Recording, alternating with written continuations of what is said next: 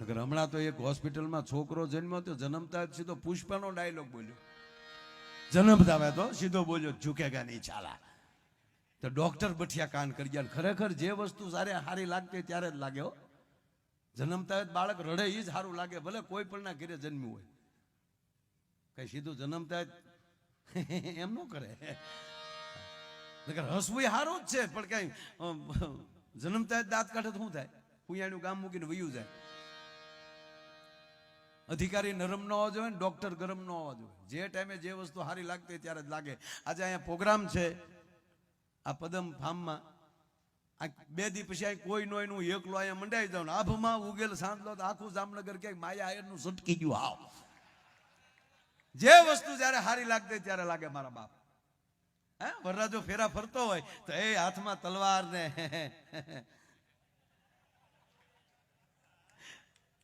એક બીજું કહું, અહીંયા સમાજના અધ્યક્ષ શ્રી પણ બેઠા, વડીલો બેઠા. મને એક ભાઈ હમણાં પૂછ્યું, મને કે માયાભાઈ લગ્ન થાય તો જેના લગ્ન હોય એને રાજાનો પોશાક શું કામ પહેરાવવામાં આવે? હાથમાં તલવાર, નકર ક્યાં ઠીકાણે જવું? રાજાનો પોશાક શું કામ પહેરાવે? અને કેટલા એના ગીત ગાય, નકર ભલે 2 આંખમાં ફૂલા હોય તોય બાયું કહેતે વીરા મારા જાગા માગા જાગા માગા. એના ગીત ગાવામાં આવે, એના નામના ઢોલ વગાડવામાં આવે, એના નામની હરણાઈ વગાડવામાં આવે, અને ગામના ચોકમાંથી લઈ અને ભરી બજારમાં એમ કહેવાય. એ તો હવે થોડોક સમય નથી, કે આખી રાત આપણે ફૂલેકા કરતા. ફૂલેકો આખી રાત હાલતું, બોલો. અને 2 વાગ્યા પછી તો નક્કી જ ન કરીએ કે આમાં ઢોલી કોણ છે ને જાનિયા કોણ છે. એની પહેલે રખ એટલું આવે ને ઢોલની પહેલે બીજા મળે વગાડવા. તંબા દબી દબ દબ વગાડો વગાડ. સાહેબ પૈસા નહોતા પણ પ્રેમ બહુ હતો. પાઘડિયું નાખી દેતા હતા, બંડિયું કાઢી કાઢીને ઢોલીને દઈ દેતા હતા. વગાડ વગાડ્યા. આનું કારણ શું? આ કઈક શબ્દ સાંભળજો, વાહ વાહ પછી સાંભળજો તમે. સ્પેશિયલ આપના માટે છે આ વાત. અકુબા શબ્દ મને ઇન્ટરવ્યુમાં પૂછવામાં આવ્યો. કીર્તિભાઈ હતા અને એક કીર્તિભાઈને તાળીઓથી વધાવો સાહેબ. એને ખૂબ મજા કરી છે. અને ક્યાં ગયા? બહાર ગયા. આ એક જ કલાકાર એવો છે કે અત્યારે ચાર્ટર પ્લેન લઈને પ્રોગ્રામ કરવા નીકળ્યા. બોલો, આજે રાજસ્થાનમાંથી અત્યારે એનું પ્લેન પીડ્યું છે. સવારમાં 7:30 વાગ્યા સુધી ઉડે એમ નથી. બોલો, આપણા ગુજરાતી ડાયરામાં પહેલો કલાકાર એવો છે કે પ્લેન લઈને આમ કહેવાય પ્રોગ્રામમાં જાય. બાકી મરી ગયા અમે રિક્ષાઓમાં બેહી બેહી. જેટલા જે તબલા ઉપાડીને જ્યાં તબલા વાળાના થેલા ભાઠા પડી જતા, માઇક વાળા આજ ભગવાનની દયા. મને પૂછ્યું વરરાજાને કોઈ જેના લગ્ન થાય એને આવો પોશાક શું કામ પહેરાવવા? 18 વરણ માટે, કોઈ એક વરણ માટે નહીં. એના ગીત ગાય. ત્યારે મેં ટૂંકો જવાબ, મને દેખાણું કીધું કે કદાચ એવું કરશે. સમાજ બહુ સારો છે. આપણે ઘરે દીકરાનો જન્મ થાય તો માણસ જબલા લઈ લઈને આવે. કાલ્યો અમારા કપડા પહેરાવજો, તમારા દીકરાને લડાવજો. એનું નામકરણ કરીએ તો બારોટનો ચોપડો વધારવા સમાજ પાછા પૈસા આપે. અરે છોડો, દીકરાના લગ્ન કરીએ તો ચાંદલા રૂપી એમ કહેવાય સમાજ પૈસા આપે. કાલ્યો અમે બધા ટેકો કરીએ, પણ તમારો વરો હારો કરો. અને પ્રસંગ પતે ને ત્યારે કદાચ બાપ એમ દીકરાને કહેતો હશે કે બેટા, આ જો સમાજે ખૂબ આપ્યું, સમાજે અત્યાર સુધી તને મોટો કરીને દેખાડ્યો, હવે સમાજને મોટા કરવાની જવાબદારી તારા હાથમાં આવે છે. અત્યાર સુધી સમાજે તને મોટા કર્યો. અને ત્રીજી વાત મને જે કીધી તો હું જે કહેતા ભૂલી ગયો. મને પૂછ્યું કે આના ગીત હું કામ એટલે બધા ગાવામાં આવે? મેં કીધું કદાચ એવું હશે કે જે શેરીમાં વરરાજો થઈને નીકળ્યા હોય એ શેરીમાં પછી કોથળી પી ન નીકળાય. હેરીને ભઠપ ન લાગવી જોવે સાહેબ. હકીકત છે ને. અને માણસ બીજા આમ જો સાંભળજો, તમે સારામાં સારું કામ કરશો ને તો સાહેબ હકુબા સાચી ઠોકીને કહું કે નાનામાં નાનો માણસ જોડાઈ જાય. મહારાણા પ્રતાપ યાદ આવે સાહેબ. જંગલમાં રહેતા હતા. પૂંજા ભીલને તાળીઓથી વધાવો સાહેબ. પૂંજા રાણાને એનું ટેચ્યુ છે સાહેબ હાલમાં. કહેવાનો મતલબ કે એ 16 વર્ષ સુધી જંગલમાં રહ્યા છે મહારાણા પ્રતાપ. હવે સાંભળજો, એક દી મહારાણા પ્રતાપ આમ બેઠા છે જંગલમાં. એક હમણાં કીધું ને કે માલધારી સમાજે આજે ખૂબ સાહેબ હવે માલધારીની જ વાત કરું. મહારાણા પ્રતાપ બેઠા છે, એક માલધારી પોતાની હાંઠ લઈને ન્યાલી નીકળે છે. દોનો દંપતી છે, બે માણા છે, અને માલધારીની નજર એમ કહેવાય મહારાણા પ્રતાપ ઉપર ગઈ. એ માલધારીને ખબર નથી હો કે આ કોણ બેઠું છે, પણ તેજસ્વી પુરુષ જોયા. તેજસ્વી પુરુષ જોયા એટલે હાંઠ ઝુકાડી એની પત્નીને કીધું થોડી વાર અહીંયા બેહો ને તો કોઈ મહાપુરુષ કોઈ બેઠા છે ને મળતો આવો. સાંભળજો આ વાત.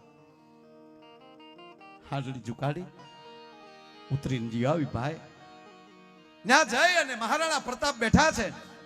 એ મહારાણા પ્રતાપ હામું જોઈ અને જય માતાજી કર્યા. જય માતાજી, જય માતાજી. ભાઈ ક્યાંથી આવો છો? બાજુમાં નેહડું છે ત્યાં અમે રહીએ છીએ. આગળ તળેટીમાં મારા સસરા રહે છે, મારા ઘરનાનો હું પરબ કરવા મૂકવા જાઉં છું. સાંભળજો આ વાત. ઓ મારા બેન સાથે છે કે? હા, એ દૂર બેઠા છે. હવે સાંભળજો, મહારાણા પ્રતાપ પૂછે છે લગ્ન થયા કેટલા વર્ષ થયા ભાઈ? 20 વર્ષ. ઓ 20 વર્ષ થઈ ગયા લગ્ન? હા. પછી મહારાણા પ્રતાપ પૂછે સંતાનમાં શું છે? આ વાત મને બહુ ગમે છે. સંતાનમાં શું છે? ત્યારે માલધારી કીધું કે અમારે સંતાન નથી કાંઈ. ઓ સંતાન નથી કાંઈ, કુદરતી ખોટખાપણ છે બાપા? કે ના, કુદરતી ખોટખાપણ નથી. તો કે અમે બે દોનો દંપતીએ નિયમ લીધું છે કે જ્યાં સુધી અમારા મહારાણા પ્રતાપને એની માતૃભૂમિ પાછી નહીં મળે ત્યાં સુધી અમે ઘર સંસાર નહીં માંડીએ. સાહેબ આ શબ્દ જેથી રાણા પ્રતાપને કાને અથડાલો અને તેથી માતૃભૂમિને વંદન કરીને મહારાણો પ્રતાપ ઉભા થઈ ગયા અને એટલું કીધું કે હે એકલિંગજી, હવે મને મારું ચિત્તોડ મળે કે ન મળે, હવે મળશે જી ભરોસો પણ કદાચ ન મળે, પણ આજ મને સંતોષ એ વાતનો છે કે મારા ભોળુડા માનવીઓના હૃદયમાં મારું એટલું સ્થાન છે ને, એ મરું ત્યાં સુધી મારું સ્થાન એનું રાખજો. મારો કહેવાનો સુર એ છે કે સારું કાર્ય કરો ત્યારે નાનામાં નાનો માણસ આમાં જોડાઈ જતો હોય છે.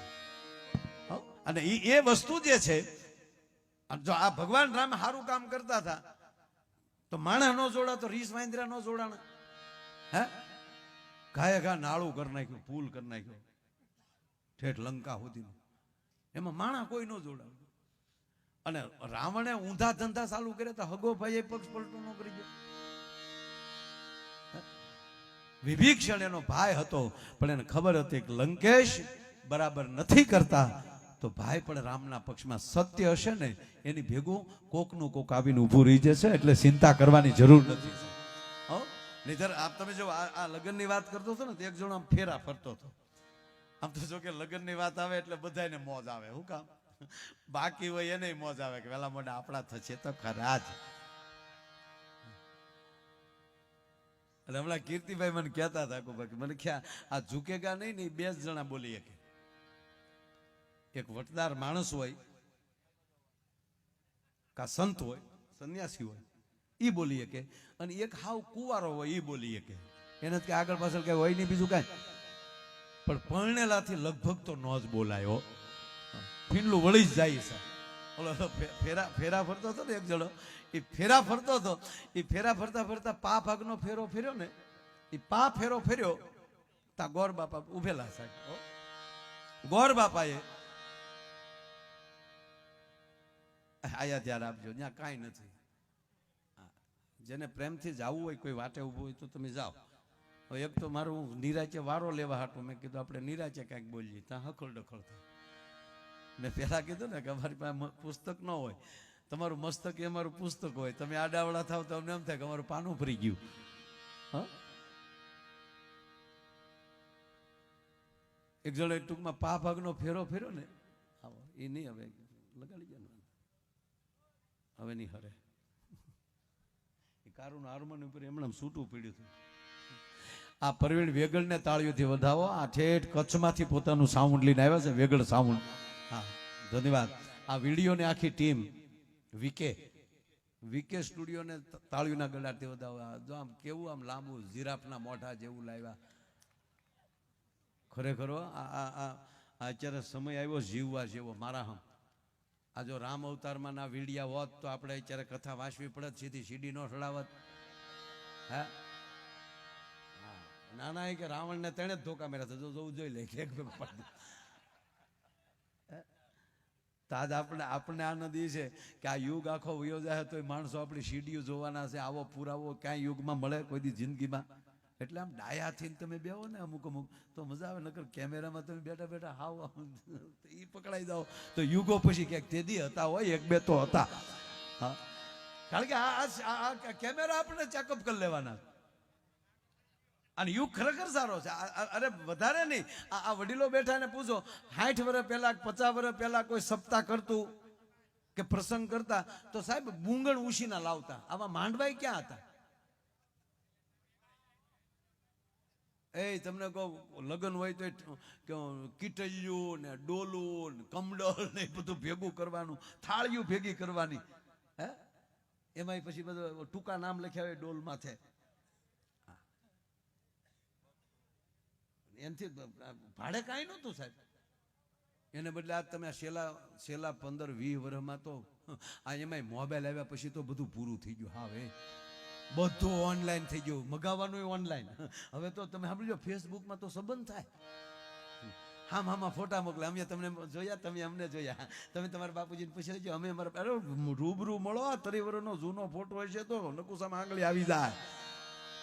ખરેખર અત્યારે સમય બહુ સારો છે. હું તો નાના બાળકોને જોઉં તો રાજી થાવ કે આ મોટા થાય તો કેવો યુગ આવી જાય. હે ટક્કર લઈ ગયો જમાનો, બહુ સરસ છે.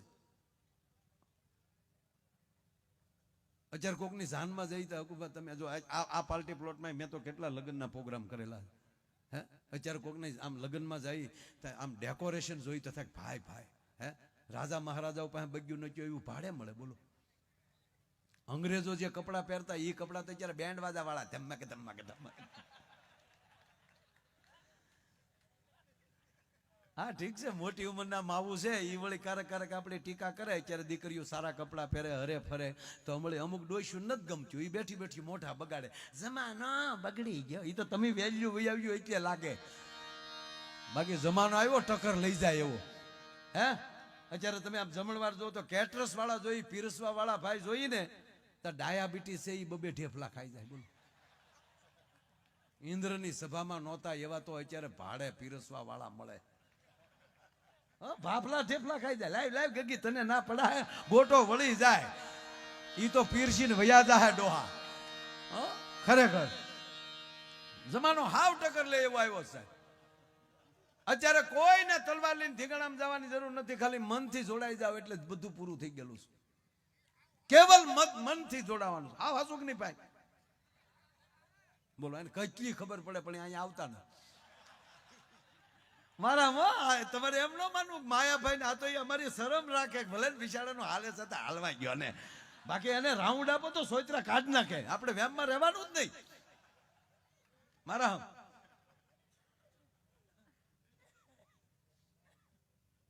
બહુ જમાનો હારો આવ્યો.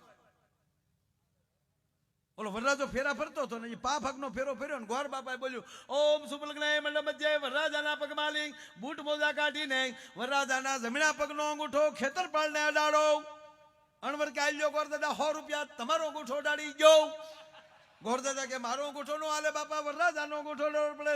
વિધિ બાપા, વિધિના હવાના થાવમાં બાપા આલ્યો બીજા 200 પણ તમારો અંગૂઠો અડાડી ગયો. કહેતા હોય તો આપણો બેયનો અંગૂઠો અડાડીએ, વરરાજાનો રહેવા ગયો કે નહીં બાપા વરરાજાનો અડાડવો પડે બાપા. અરે દાદા આલ્યો 1000 ઈ મુદ્દો રહેવા ગયો પણ દાદા કઠણો. સોખવટ કરો બાપા, સોખવટ બીજી કાંઈ નહીં. અમે હજી સુધી વેવાઈને ખબર પડવા નથી દીધી અને તમે ખેતરપાળને હું કામ ખબર પાડો છો? તોય ગોરદાદાએ નો કીધું નહીં બાપા તમે હાસી સોખવટ કરો. સોખવટ એટલે ગોરદાદા અંગૂઠો જ નથી. વરરાજાનો પગ બૂટમાં છે ત્યાં સુધી જામ છે, આ દીકરા ભેગું મૂળ મુદ્દો જ નથી. લગન છે યાર. એમાં આ જકુભાઈનો જન્મદિવસ છે એટલે મારે દાંત જ કઢાવા. હા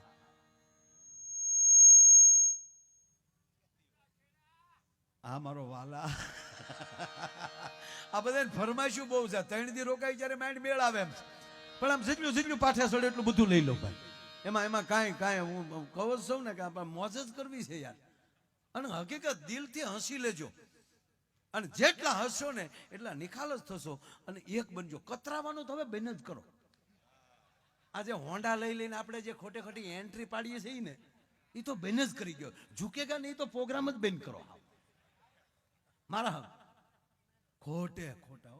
એક જણો ગાય ગા હોન્ડા લઈને જતો હતો. હોન્ડા એવી રીતે લઈને જતો હતો, જેટલું લીવર આવે બધું દઈ દીધેલું, અને પેટ્રોલે થોડુંક ભેળસેળ વાળું ઘાસલેટ વાળું ગળી ગયેલું, એટલે વાહે એકલી ધવાડાની હેડ જ થાય. આપણે એમ થાય હોન્ડા જાય કે ઉતાહણી જાય.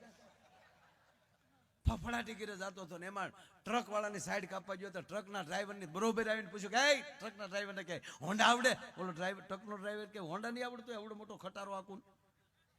હજી બોલે ન બોલે તો બૂમ દી નીકળી ગયો. આગળ એસટી બસ જતી હતી. એસટી બસના ડ્રાઈવર પાસે એ હોન્ડા આવડે? બોલો કે ગાંડો લાગે યાર, આવડી એસટી કરું છું હોન્ડા નહીં આવડતું હોય. હજી જવાબ દે ન દેતા તો એની આગળ ફોર વ્હીલ જતી હતી. ફોર વ્હીલ વાળાને પૂછ્યું કે એ હોન્ડા આવડે? અરે ફોર વ્હીલ આગળ હોન્ડા નહીં આવડતું, ગાંડો લાગે. એ જવાબ દીધા ન દીધા પણ એ તો નીકળી ગયો. ગામનો રસ્તો ડામર, એમાં કોકે તાત્કાલિક પાઇપલાઇન પાસ કરેલી, રોડ ક્રોસ, અને પાઇપની માથે ધૂળનો તાજો બમ્પ કરેલો, ધૂળનો. અને હોન્ડા વાળો 120 સીધો બમ્પ ઉલ્યો તો ખરો, પણ જેમ મદનિયું ઉલ્લે એમ ઉલ્યો. અને હોન્ડા ઉપર આટી ખાઈને હેઠે આવીને માથે હોન્ડા પડ્યું થાય. હોન્ડા ત્યાં ઓલા તૈણે પોગી ગયા. ફોર વ્હીલ વાળો, બસ વાળો, ટ્રક વાળો. એટલે કે ઓલો કોઈ પીડ્યો લાગે, જોયું તા કે આ તો સાઈડ કાપીને ગયો ઈ છે. પછી ઓલા તૈણે પૂછ્યું કે અમને નથી આવડતું, તને આવડે? તો ઓલો પીડ્યો હું કે મને નહોતું આવડતું એટલે તો પૂછતો હતો, તમને આવડતું હોય તો કયો ને. આની બ્રેક કઈ બાજુ આવે? આને બિચારાને ખબર નહોતી એટલે પૂછતો હતો. અને હકીકત કહું સાહેબ, આ હું જરાય મજાક નથી કરતો. ઓડિયન્સમાં એવા મિત્રો બેઠેલા હોય કે સાહેબ અમારી કરતા સારું બોલતા હોય. કોક તો હોય સાહેબ. છૂટા લાવ્યા તમે?